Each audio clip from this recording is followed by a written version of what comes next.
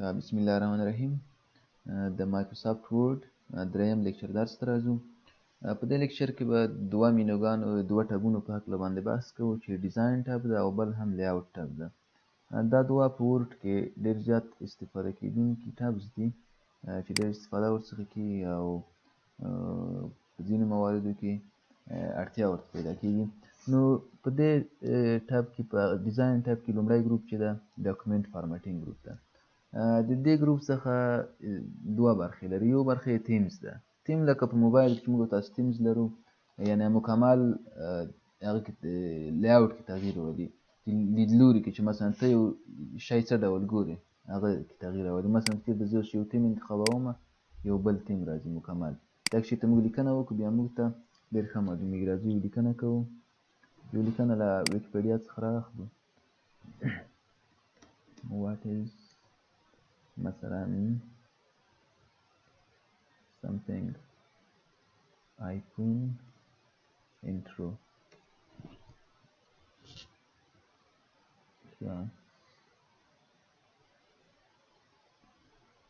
iPhone intro راځو دلته یو څه را کاپي کوو له کوم ځای څخه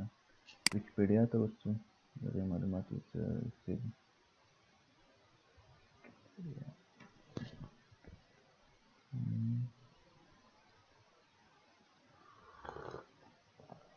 د آیفون په هکله باندې چې ویکیپیډیا څومره معلومات لري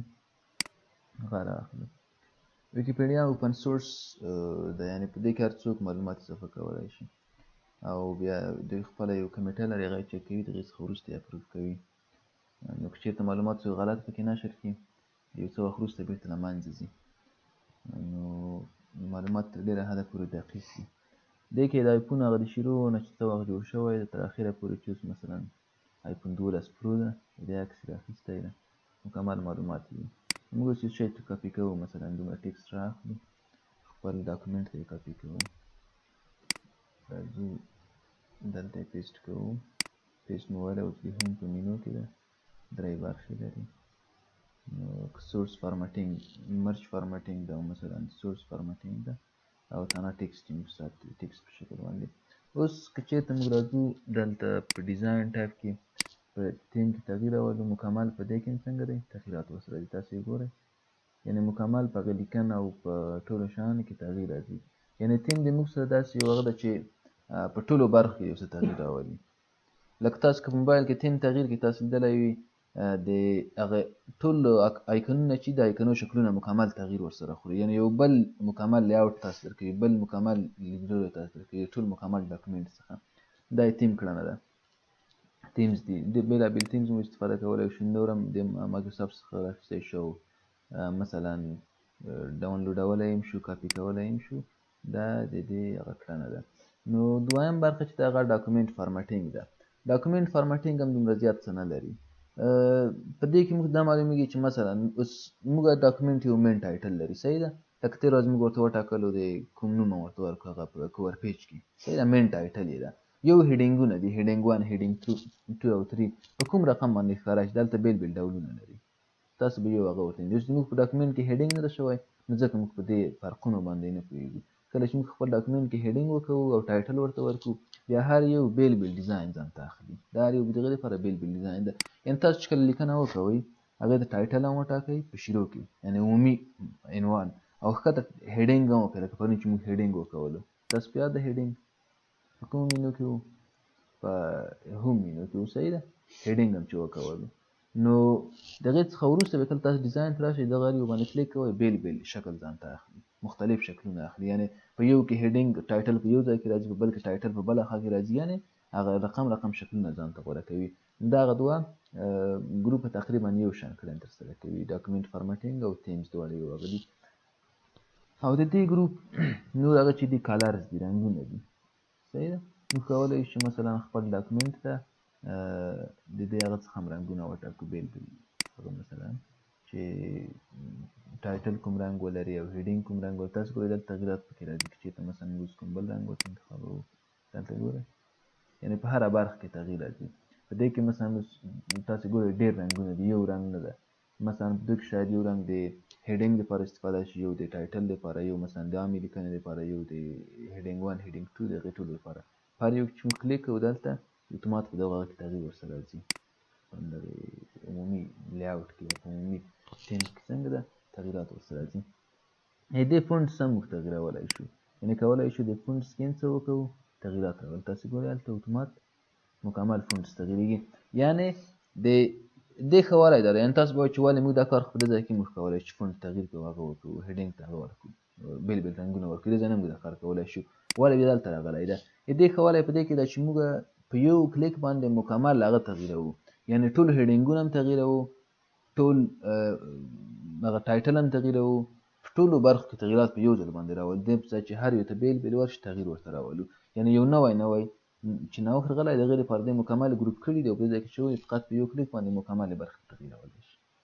صحیح ده؟ دلته تاسو ګورئ د رنګونو یو کمبینیشن ده، یعنې دا هر یو رنګ د یو شي لپاره استفاده کېږي، یو د هیډینګ ده، مثلا یو د ټایټل ده، یو د هیډینګ 2 ده، یو د هیډینګ 3 ده، د ټولو لپاره یو کمبینیشن ده، یو ترکیب یې دی ټولو. صحیح ده؟ فونټ هم په همدې ډول ده، سمه ده؟ یعنې متفاوت هغه شکلونه ځان ته غوره کولی شي.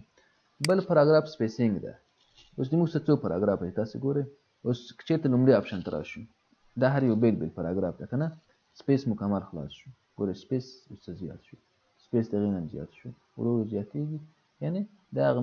بېل بېل شکلونه دي چې پاراګراف تر منځ څنګه هغه اوسېږي. دا اوس بېل بېل زموږ څه پاراګراف دی چې هر شکل تاسو خوښېږي تاسو کولی شئ سپیس دلته ورته انتخاب کړئ د دې څخه. سمه ده؟ دا سپیسینګ ده، سپیس هغه ده. افیکټس دي چې هغه دي مثلا چېرته موږ سره په ورډ کې شکلونه استفاده کوو، یا مثلا پرون چې موږ ولیدل چې په ورډ کې منځ کې هغه استفاده کوو، پاور پاینټ استفاده کوو، یا کوم بل شکل وي، کوم چارت وي، کوم بل څه وي، د هغې لپاره موږ کولی شو بېل بېل هغه ورکړو چې مثلا په کوم شکل باندې هغه حرکات وکوي. لکه تاسو پاور پاینټ استفاده کړی، تاسو کوم پریزنټیشن جوړوئ د هغې لپاره به تاسو د هغه ډېر استفاده کوئ، دا افیکټس چې مثلا یو تصویر له دې طرفه راشي، له دې طرفه راشي، په دایروي شکل باندې راشي، یا مثلا د ستوري په شکل باندې راشي، دا هم هماغه ډول افیکټس ورته انتخابوي. سیټ از ډیفالټ، تاسو چې کله دغه ټولو شیانو کې تغییر راوستلو، صحیح ده، دا ټول شیان انتخاب کړل، بیا کلیک کوئ سیټ از ډیفالټ. کله مو چې په دې باندې کلیک وکولو نور همدغه ډیزاین تاسو ډیفالټ ډیزاین شو. هر وخت تاسو ورډ خلاصوئ دا تاسو نور ډیفالټ ډیزاین ده، د همدې څخه هر وخت تاسو استفاده کولی شئ. هر ځل به تاسو په دغه ټولو کې تغییر نه راشي، دا هم تغییر کوي، دا هم تغییر کوي، په دې کې هم تغییر راولئ، په دې کې هم تغییر راولئ، ټول له سره بیا سیټ کړئ. نه، صرف یو ځل مو سیټ کړل سیټ از ډیفالټ. ډیفالټ څه معنا؟ یعنې هر ځل نور د همدې څخه استفاده کوم، ډیفالټ شو نور ده. صحیح ده؟ لکه اوس د موبایلونو ډیفالټ ژبه څه شی ده؟ انګلیسي ژبه ده. تاسو بیا راځئ پښتو انتخابوئ، مثلا دري انتخابوئ، اما ډیفالټ چې کمپنۍ راغله کومه ژبه ده؟ انګلیسي ژبه ده. دلته هم تاسو یو سیټینګ د ځان لپاره جوړوئ، نو ورته وایئ چې سیټ از ډیفالټ، همدا تاسو ډیفالټ سیټینګ. صحیح ده؟ له دې څخه وروسته بل ګروپ چې دا پیج بیکګراوند ده، دا هغه ګروپ ده چې د دغې ټاب کې زیات استفاده کوي، له دغې څخه زیات استفاده نه کېږي، نه یې ډېر خلک استفاده کوي، تر څو څومره شیان وي. په دغې واسطه باندې واټر مارک سیټ کېږي. ځینې وخت تاسو لیکنه کوئ او په دې باندې ډارېږئ چې لیکنه که چېرته زه اوس مثلا یا چاته ورکړمه یا مثلا پرنټ کړمه، نو شاید ځینې نور خلک یې پرنټ کړي ووایي دا لیکنه ما کړې ده. تاسو په دې باندې شی لګوئ، واټر مارک باندې لګوئ. صحیح ده؟ ډو ناټ کاپي، ډو ناټ کاپي واټر مارک په دې باندې نور ولګېږي. په هره صفحه کې چې څه راغلو ډو ناټ کاپي، یعنې دا به نه کاپي کوي. که څوک یې پرنټ کوي، که څوک یې هر ډول کوي، ډو ناټ کاپي څنګه ده په دې باندې دا واټر مارک پرې لګېدلی ده. کولی شي خپل نوم هم په دې باندې ولګوي یا کسټم واټر مارک ورته ورکړي. مثلا ورته وایي راځئ لیکنه ما کاپي کوئ. صحیح ده؟ په هره صفحه کې به همدا نور لیکلي وي چې لیکنه ما کاپي کوئ. صحیح؟ تاسو کولی شئ خپله کسټم واټر مارک هم ورته ورکړئ، یا مثلا ورته ولیکئ چې دا لیکنه د احمد یا خپل نوم صرف ورته ورکړئ. نور چې هرې صفحې ته مهم نه دی چې تاسو هره صفحه کې دا بیا ورکړئ. چې هرې صفحې ته ځو اتومات ډول سره هماغه ورته راځي. نور دې په سر باندې لیکنه هم کولی شئ، لکه ګوره دلته لیکنه شوې ده په دې باندې. صحیح ده؟ لکه د یو شي په سر باندې هغه پنسل غوندې لیکل شوي دي، یعنې لیکنه مې د په سر باندې راځي او په چاپ کې هم بیا همدغې پیکا ډول سره راځي. کولی شي دلته خپل تصویر هم ورکړئ. صحیح؟ راځو دلته پکچر واټر مارک سلیکټ پکچر مثلا آنلاین پکچر مې ښه رااخلي. صحیح ده؟ چېرته چې انټرنیټ قوي وي نو آنلاین پکچر به زر راواخلي، کوم ځای څخه تاسو راواخلئ. نو کولای شي آنلاین پکچر هم راواخلو او یا نه زه خپل هغه څخه رااخلم خپل ډیسکټاپ څخه یې رااخلم صحیح د خپل کمپیوټر څخه یې رااخلم دا چې ما سره اوس پکچر نه وي نو له پکچر څخه تېرېږو صحیح پکچر څخه خو څه کېږي تاسو کولی شئ پکچر ورته انتخاب کړئ نو ورته یا یې رااخلو پکچر کاپي کوو څه خبره نه ده مثلا همدا د آیفون پکچر څنګه دی موږ خوښ شو باید همدا ځان سره وساتو په ډیسکټاپ باندې نوم ورکوو آیفون 12 په دې نوم سره دا پکچر سیو شو اوس راځو هماغه پکچر از واټر مارک استفاده کوو ورځو کوم ځای ته ډیسکټاپ په ډیسکټاپ کې ولې پیدا نه شو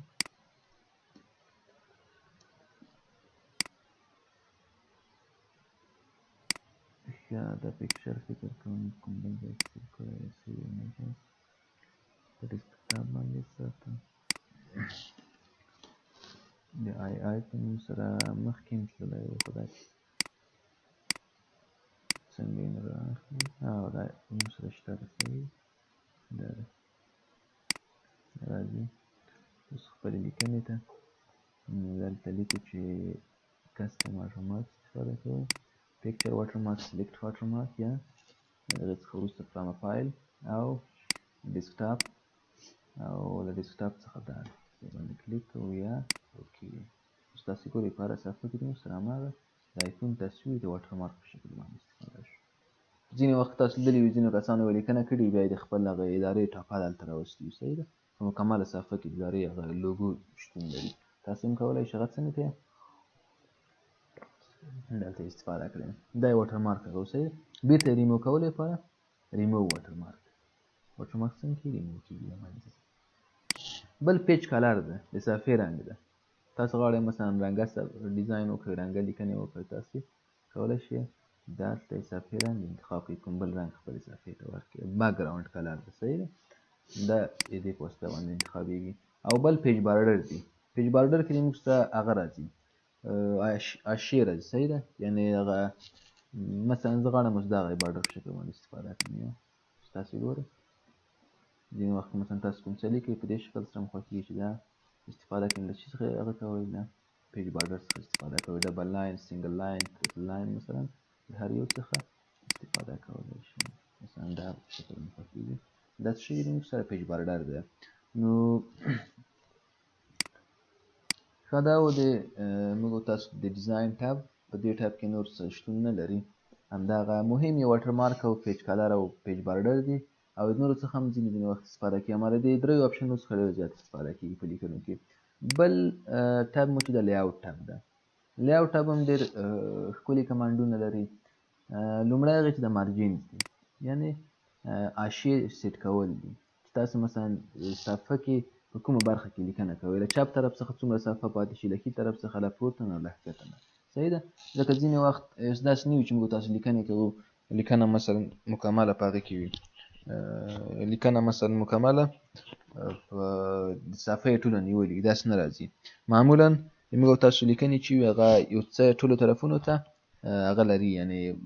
خالي فاصلې لري د هغې ټاکل موږ تاسو په همدې ځای کې کوو کولی شي دا بېل بېل هغه ورته وټاکئ شکلونه یا خپله اندازه ورته وټاکئ صحیح ده چې په کومه اندازه یې ټاپ څخه د پورته طرف نه د ښکته نه چپ طرف نه او د ښي طرف نه ټولو طرفونو څخه یې ورته وټاکئ چې په کوم شکل سره مو خوښېږي هماغه ډول تاسو کولی شئ مارجین ورته وټاکئ بل اورینټیشن ده اورینټیشن په موبایل کې موږ تاسو استفاده کوو اورینټیشن اصلا هغه ته ویل کېږي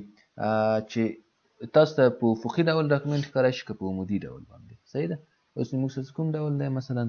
افقي ډول زه وایم چې په عمودي ډول دې ښکاره شي ډاکومنټ څنګه شو لکه صفحه چې چپه داسې هغه کوي صحیح ده لکه موبایل چې داسې ونیسئ یا په دې شکل سره ونیسئ دا هغه افقي او عمودي هغه ده معمولا د لومړي هغه څخه زیات استفاده کېږي پارشیت څخه بل سایز د صفحې ده تاسو چې لیکنې کوئ اکثره وخت په A4 سایز کې وي تاسو باید صفحې سایز A4 ورته وټاکئ زموږ سره A4 ده په دې کې چې لیکنه وکړئ چاپ یې کړئ مکمل هماغه A4 صفحه کې راځي که چیرې بیا کتاب لیکئ تاسو بیا لیټر سایز استفاده کوو یا مثلا کوم بل کتاب چر کتاب تاسو هغه کولی شئ د هغې سایز تاسو دلته ورته ډیفالټ وټاکئ چې هغه کسټمایزیشن وکړئ یعنې په خپله یې ورته وټاکئ چې څومره عرض ولري او څومره طول ولري صفحه مو کوم کوچنی کتاب لیکي مثلا کوچنی عرض ټول ورکړي چې ته غټ کتاب اوسېږي په غټ اندازه باندې دغه صفحې د کتاب مطابق تاسې دا ورته ټاکئ په کوم ځای کې په سایز کې صحیح ده. او بل کالمز دي موږ سره ډیټا په یو کالم کې ښکاري شي که په دوه کالمونو کې په دریو کالمونو کې صحیح ده. اوس موږ سره ډیټا په څو کالمونو کې ښکاري دلته یو کالم د ټول زه غواړم دا په دوه کالمونو کې ښکاره کړم راځم 2 کالمز دوه کالم شو لکه ځینې خبرونه هم کې لیدلي وي نیمه صفحه یې مکمله ډکه وي نیمه صفحه یې بل طرف ډکه وي په منځ کې مکمل ځای خالي وي دا یې 2 کالمز کړي وي یا مثلا په 3 کالمز کې ښکاره کوو صحیح ده. یا مثلا داسې ښکاره کوو چې لیفټ ته زیات وسي چپ طرف ته مثلا کم یا په دې برعکس تاسو ګورئ اوس چپ طرف ته کم دی ښي طرف ته زیات یا هم یې د برعکس تاسو کولی شئ د خپل خوښې مطابق هر ډول لیکنه کې هغه ورته وټاکئ چې تاسو خوښي یا هغه د خپل خوښې مطابق یو له دې څخه ورته ټاکلی شئ. بل د موږ سره بریکس دي یو پیج بریک ده یو کالمز دي او یو ټیکسټ ډراپینګ ده. د بریکس په سیکشن کې ډېر استفاده کیږي له سیکشن بریک څخه استفاده کیږي صحیح ده. د سیکشن بریک څخه څنګه ډېره زیات استفاده کیږي دا په آخر کې بیا د ورډ موږ تاسو یو کوچنی کتاب رااخلو او هغه تنظیموو د هغې تنظیم په وخت کې به تاسو ګورئ دا څومره مهمه برخه ده. که تاسو ځینې کتابونه لیدلي وي چې د هر صفحې د هر چپټر په شروع کې لیکلي وي چې مثلا لومړی برخه هغې ته یې بیل هیډینګ ورکړی وي بیا چې کله دوم برخه شروع شوي هغې ته یې بیل هیډینګ ورکړی وي. اوس که چېرې موږ دلته هیډینګ ورکړو ورته ولیکو چې مثلا لومړی برخه یا فرست پارت دا فرست پارت اوس موږ سره په هیډینګ کې ده په هره صفحه کې راځي د موږ سره که چېرته 100 صفحې وي په 100 صفحو کې څنګه کېږي دا راځي همدا فرست پارت په ټولو کې راځي. اما زه غواړم چې که چېرته دوم فصل ته ځو باید اتومات ورسره ولیکو چې سیکنډ پارت که دریم فصل ته ځو په هغې کې راشي چې تھرډ پارت په همدې یوه ډاکومنټ کې بیا له چی څخه استفاده کوو د لیاوټ له بریکس څخه استفاده کوو صحیح ده. مثلا که چېرته اوس د موږ سره تر کومه ځایه پورې فرست پارت ده مثلا ته پیج نمبر هم ورته ورکوو دلته لکه څنګه مو چې مخکې درس کې ویل پیج نمبر دلته ورته انزرټ کوو په بټن کې دا پیج نمبر شو دریمه صفحه مثلا تر دې ځایه پورې دا موږ سره فرست پارت ته څلور راغله دلته چې کله راځو څلورمې صفحې ته دلته یو پیج بریک ورکوو یعنې دلته موږ سره نور سیکنډ پارت ته غاړه ولاړ شو ښه اوس راځو هلته دې هغه تغییروو ورته لیکو چې سیکنډ پارت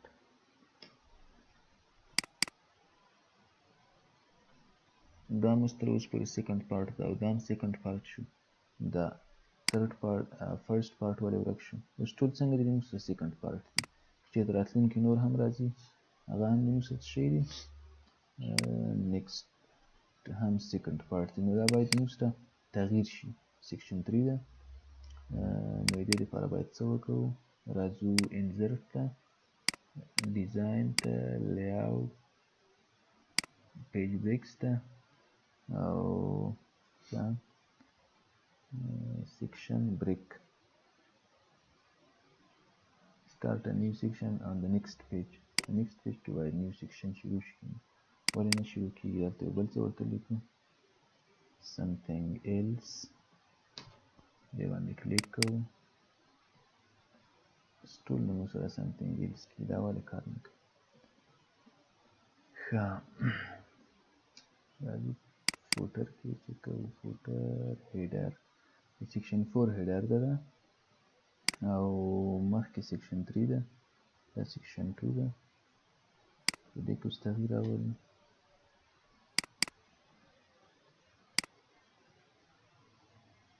اوس په ټولو برخو کې د موږ سره تغییر راځي مشکل سره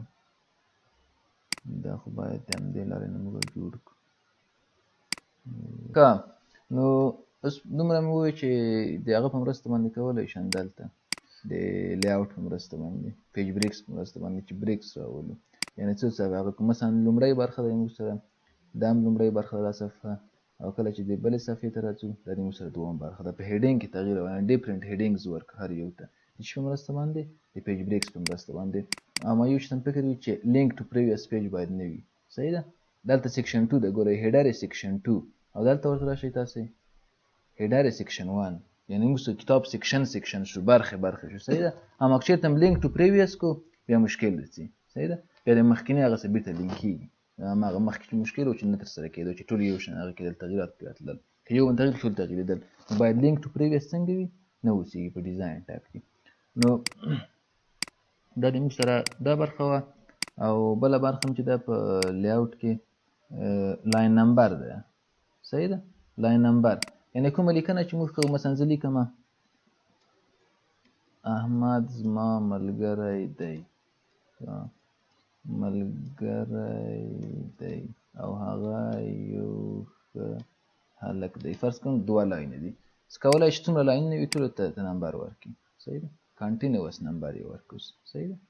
ګوره ټولو ته یې نمبرونه ورکړل یا کولی شي چې هره صفحه کې باید نوی نمبر شروع شي لکه ګوره بیرته د اول نه شروع کېږي کولی شي بیخي نمبر شتون ونه لري نام یې کړه صحیح ده د کوم ځای نه لاین نمبر له هغه څخه صفحه کې هغه ته نمبر ورکوي هایپرنیشن چې ته ویل کېږي که ځینې اخبارونه تاسو کتلي وي یوه لیکنه یې چې کړي مثلا دلته لیکي صحیح ده په دې ډول سره لیکنه اوسېږي او په دې ځای کې بیا بل حرف شروع کېږي بیا دې ځای کې لیکي چې افغانستان مثلا افغانستان صحیح ده یا مثلا دغه لیکنه یو څه زیاته وي په دې ډول سره اوس افغانستان چې آخر ته ځي ګوره دومره ځایږي که یو بل حرف زیات کړو اتومات ټول افغانستان نوي لاین ته راځي یعنې دوغومره سپیس نیمو څنګه شو اضافي ځای کېږي دلته همه که چېرته م هایپرنیشن کړی بیا د دې په دغه شکل سره کېږي ګورئ افغاني دا هم که ډېر اخبارو کې لیدلي هلته یو کوچنی خط ورکوي چې دو پاتې برخه بل لاین کې ده هایپرنیشن ترسره کېږي دا یې دې لپاره استفاده کېږي چې مکزیمم د موږ سره کاغذ هغه ضایع نه شي ډېره مکزیمم اعظمي استفاده یې کاغذ څخه کېږي اوس هایپرنیشن په دغه کې شوی دی چېرته هایپرنیشن ونه کړو نن بیا څنګه د ټول افغانستان نوي لاین ته اچول کېږي دا د هایپرنیشن وظیفه ده سمه ده بل پاراګراف دی پاراګراف کې سپیسینګ دی صحیح ده یو انډنټ دی پاراګراف کې صحیح ده چې انډنټ څه رقم اوسېږي یعنې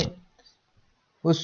دا د موږ سره هغه شو صحیح ده یو پاراګراف دی فرض کوو دا ټول یو پاراګراف دی تاسو په انګلیسي کې یو قانون دی اول پاراګراف چې دغه اول خط باید یو سپیس هغه ولري یو ټب انډنټ باید ولري فاصله باید ولري د اصلي لاین څخه دا هغه انډنټ زیاتوي چې په مرسته باندې دی په مرسته باندې موږ کولی شو انډنټ څنګه وکړو کم کړو یا هم زیات کړو دا د انډنټ هغه ده صحیح ده لیفټ ټو رایټ انډنټ زیاتول دا بیفور او افټر د پاراګراف نه مخکې او وروسته سپیس شتون ولري که یې ونه لري لکه اوس دلته یو پاراګراف خلاصېږي بل پاراګراف څنګه ده سپیس ورته ورکوو دا د سپیس ټول کنټرول کوي صحیح ده او بل سلیکشن پان هغه ارینج هغه ده په دې کله چې موږ ابجیکټس ولرو بیا موږ کړلی شو دې باندې اپریشن وکړو لکه دلته راځم ابجیکټس ورته اډ کوم یو څو شکلونه اضافه کوو یو مثلا دا شکل ده یو بل شکل هم اضافه کوو راځو مثلا یو دا شکل دوه شکلونه اضافه کړل صحیح ده اوس راځو بېرته خپل د لیاوټ مینو ته په دې کې اوس دلته کولی شو لکه ګوره زه وایم دا شکل باید شا طرف ته لاړ شي د کوم شکل چې اوس موږ انتخاب کړی صحیح ده راځو سیم ټو بیک شکل څنګه شو شاته لاړ یا مثلا غواړي چې شکل بېرته مخ طرف ته انتقال کړو نو کولی شو له دې څخه استفاده وکړو سمه ده د شکل په سر باندې لیکنه راشي په ماینځ کې راشي د شکل په بیخ کې راشي مثلا د شکل نه وروسته راشي کولی شي اپشنونه ټول ورته وټاکئ چې لیکنې سره شکل څه ډول ارتباط ولري تاسو لیکنې سره صحیح ده لکه په ځینو لیکنو کې مې لیدلي اخبار کې بل شي کې شکل وي د شکل ټولو خواو ته یې لیکنې هم کړي تاسو بیا کوئ تاسو بیا لیکنه کوئ نه کېږي لیکنه مثلا دلته چې تاسو لیکنه کوئ دا مثلا یو شکل فرض کوو په دې ځای کې تاسو لیکنه کوئ څنګه ده لیکنې ته کله چې شکل ته رسېږئ اوس ګوره لیکنه څنګه شوی شکل د لاندې راغله صحیح ده تاسو کولی شئ دې ته اپشنونه وټاکئ چې دغه شکل چې ده د یو شکل موږ لرې کوو ته هغه یو شکل په نظر کې نیسو چې دغه شکل چې د لیکنې څه ډول ارتباط ولري صحیح ده اوس ګوره لیکنه لاندې ده لیکنه یې په سر باندې راغله لیکنه مثلا رقم حالتونه تاسو څنګه کولی شئ ورته ټاکلی شئ چې هر حالت ستاسو د هغه مطابق تاسو هماغه حالت ورته ټاکئ دا یې لیکنې د شکل هغه اړیکې دي سلیکشن پان ده چې موږ ته څومره شکلونه دي اوس څو شکلونه دي صرف یو شکل ده کولی شي نور شکلونه کله ورته زیات کړو راشو مثلا زه یو بل شکل زیاتوم دا شکل ده اتومات دلته یو بل شکل هم زیاتېږي زموږ د ډاکومنټ ټول شکلونه چې څومره دي ټول په څه کې ښکارېږي په سلیکشن پان کې ښکارېږي موږ ته صحیح ده سلیکشن پان دغه په واسطه باندې ښکارېږي بل الاینمنټ ده صحیح ده چې شکل په کوم هغه کې په کوم هغه کې راځي مثلا ته کولی شي سینټر ته هغه کې یا یې لیفټ طرف ته کې یا رایټ طرف ته کې د شکل هغه الاینمنټ ټاکلی شي په واسطه باندې الاینمنټ ته د شکل تغیرول دي 90 درجې مستقل راوستو پکې مثلا کولای شي 180 درجې یا کولای شي په لیکنه کې تغیرول دا شکل دغه جوړښت چې مثلا د درجې په هغه باندې تغیر پکې راوستلی شي صحیح شو او دا هم پوزیشن ده شکل په کوم پوزیشن کې راولي ته ماینس کې په اخر کې په کوم ځای کې د صفحې شکل راولي هغه ټول پوزیشنونه یې وټاکلی شي دا د موږ سره د لیاوټ ټاب چې تاسو سره څه پوښتنه وي کولای شئ د کمنټونو په برخه کې ولیکئ او د موږ چینل هم در سره سبسکرایب کړئ نور نو ښه وخت ولرئ السلام علیکم